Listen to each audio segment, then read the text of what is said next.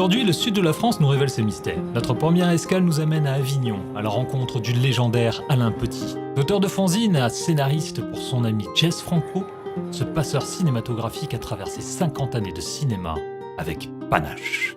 Ça fait une quarantaine d'années que je consacre toute ma vie au cinéma et à la défense du cinéma que j'aime surtout. Les mains dans le cambouis, c'était le fanzine. Celui que j'ai créé de mes petites mains, c'était le masque de la Méduse, voilà, qui a été quand même tiré. Le premier a été tiré quand même à 300 exemplaires, ce qui était énorme. Le deuxième a été tiré à 170, et le troisième numéro, qui était le dernier, il a été tiré à, je sais plus, 150 exemplaires ou un truc comme ça. Ça m'a mis le pied à l'étrier pour écrire déjà. Et puis, c'était un appel au secours, ce fanzine. C'était au secours, je suis tout seul. Si vous aimez les mêmes films que moi, rejoignez-moi. Pour que le fanzine continue d'exister, il faut que j'ai des collaborateurs, il faut que j'ai des... Et donc, le lendemain du jour où j'avais déposé mes fanzines dans les librairies spécialisées, parce que c'était comme ça qu'on faisait, il y a des gens qui sont venus sonner chez moi, et 24 heures après, j'avais déjà mon comité de rédaction.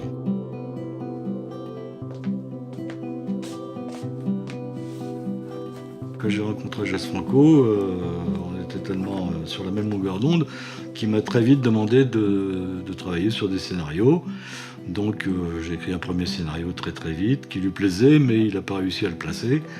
Et puis après, il m'a présenté à Robert Donnel du Comptoir français du film, avec qui il travaillait régulièrement, pour écrire l'adaptation et les dialogues de Plaisir à trois, qui était, comme son nom l'indique, un film érotique.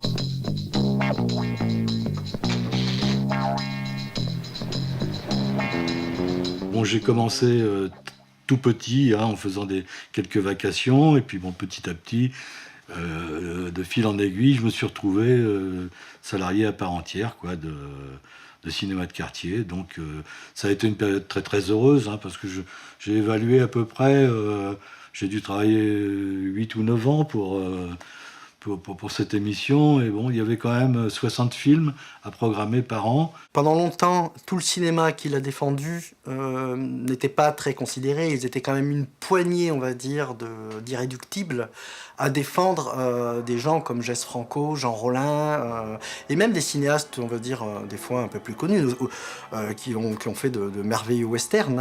Faut se dire que des gens comme Sergio Corbucci, Sergio Solima, c'était pas des gens qui étaient très appréciés par la critique institutionnelle.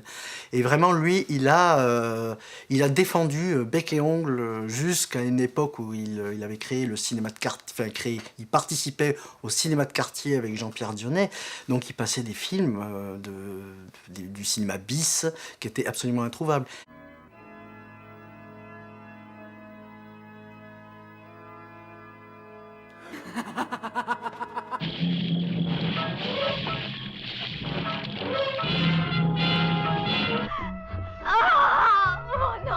La dernière activité en date, c'est les bonus vidéo. Voilà. C'est accidentellement que quelqu'un de chez 77, il avait besoin d'un bonus pour le dernier face-à-face. Et il avait appris que j'avais écrit un bouquin sur le western européen dans les années 80. Donc il m'a contacté ici, moi j'habitais déjà dans le Vaucluse, il m'a contacté pour savoir s'il pouvait venir avec son équipe pour tourner un bonus justement sur ce film. Alors moi, évidemment, Dernier face-à-face, c'est un de mes 5 films préférés. J'ai évidemment dit oui. J'étais pas du tout expérimenté, j'étais pas... Et puis, en fait, c'était bénévole. C'était bénévole. Bon, ils sont venus, on a fait le bonus, ça leur a plu. Et puis Artus Film qui se montait, qui était une toute petite boîte, ils avaient dû sortir que de DVD à l'époque. Il a appris que j'étais dans le Vaucluse, lui il était à Montpellier, donc c'était pas loin. Il m'a téléphoné pour me demander si je voulais bien faire des bonus pour La Sorcière Sanglante. Et donc j'ai accepté, bien sûr. Puis là, ça a été le début d'une très longue collaboration, puisque ça fait 12-13 ans maintenant qu'on collabore, et puis que ça se passe très bien.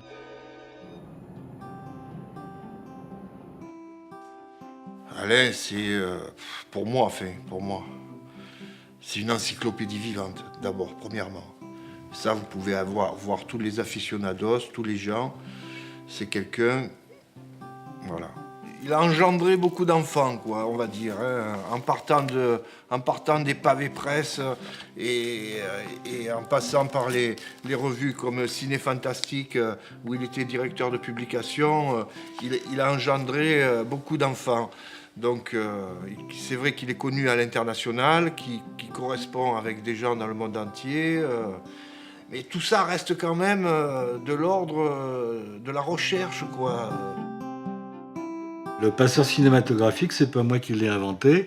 C'était un soir, je recevais un ami ici, on discutait, on parlait de cinéma, on parlait de trucs et tout. Puis moi, je cherchais quelque chose pour me définir, parce que je suis ni acteur, ni conférencier, ni quoi que ce soit, quoi.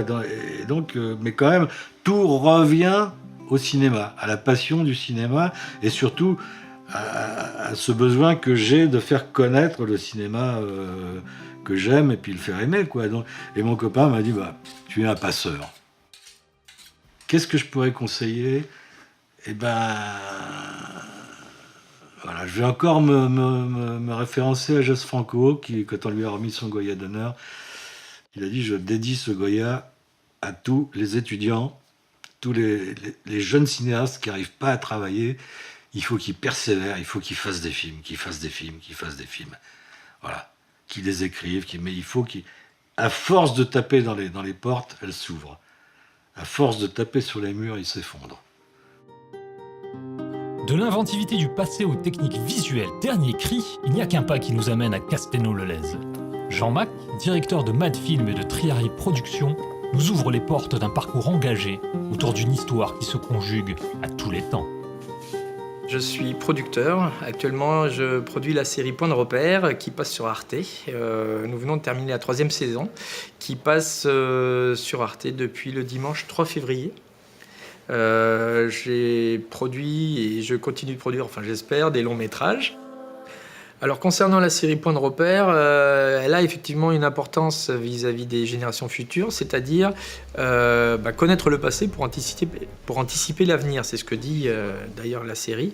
C'est-à-dire que si on peut éviter de refaire les mêmes erreurs parce qu'on n'est pas plus malin que les civilisations passées, ça nous évitera un peu le mythe de Sisyphe et de l'éternel recommencement. Donc on essaye de mettre notre pierre de citoyen avec les autres, avec cette série, justement en expliquant ce qui s'est passé dans le passé et parfois avec des circonstances qui sont analogues, pouvoir éviter justement de refaire des erreurs qui avaient été faites alors.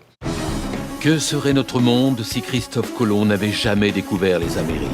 Quels infimes événements nous ont sauvés d'une apocalypse nucléaire? Et si Churchill était mort avant la Seconde Guerre mondiale? Notre histoire n'est qu'une suite d'événements incroyables. Chacun de nous peut en influencer le cours. Le premier long métrage que j'avais fait s'appelle Par l'odeur alléchée. Il est sorti en 2005. C'était un film qui n'est pas très bon parce qu'il a plusieurs manques et parce qu'il était autoproduit. Donc voilà, c'est vrai qu'à l'arrivée, le film ne me convient pas par rapport à ce qu'il est. D'un autre côté, ça m'a permis de savoir que je pouvais diriger une équipe pendant 8 à 10 semaines dans des circonstances qui ne sont pas toujours très faciles quand c'est autoproduit. Et ensuite, par contre, après, on a fait avec Nicolas Alberni, avec qui j'ai co-réalisé Eight Wonderland, qui est là est un film qui est fait d'une manière professionnelle, qui est sorti en 2010 et dont je suis très content à l'arrivée. Non-lieu dans l'affaire du sang contaminé. Alors même que le Congrès avait clairement menacé de trahison, Prime Minister honestly believe in the existence of weapons of mass destruction.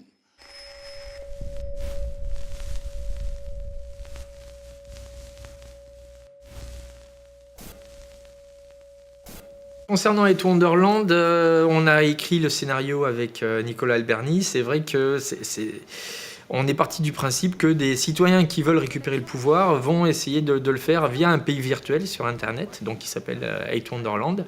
Et donc à partir de là, c'est un pays qui est inarrêtable puisque les gens sont disséminés dans le monde entier, mais ils se réunissent dans ce pays virtuel. Donc c'est très compliqué pour des nations classiques d'arrêter quelque chose comme ça, un mouvement pareil. Et donc à partir de là, ça nous semblait logique et dans l'air du temps que les gens aient envie de résoudre certains problèmes qui peuvent être religieux, économiques. Au passage, ça nous a permis de nous moquer un peu de choses qui nous tenaient à cœur. Et donc à l'arrivée, c'est vrai que ça donne un film précurseur là-dessus, et donc on en est content. On a eu beaucoup de prix dans les festivals, dans des gros festivals comme Fantasia par exemple, ou le BIF, et donc on était ravis du résultat.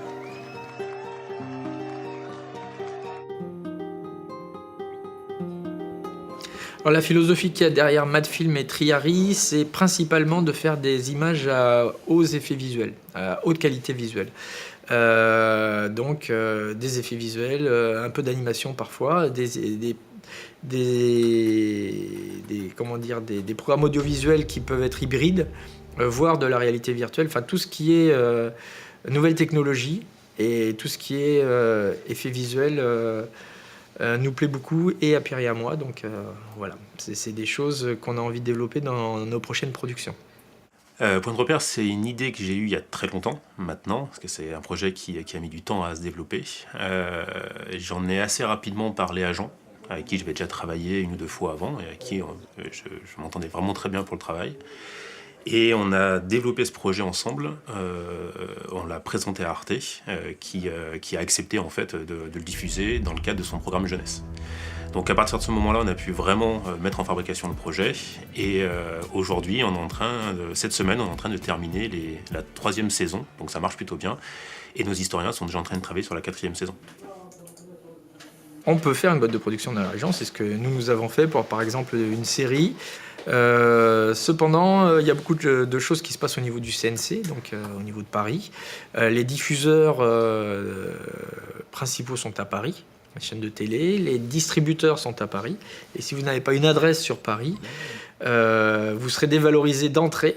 Et comme il n'y a pas plus subjectif qu'un script, en fait, votre script ne sera pas lu de la même manière si vous êtes une boîte de production sur Paris ou si vous êtes une boîte de production en région Occitanie.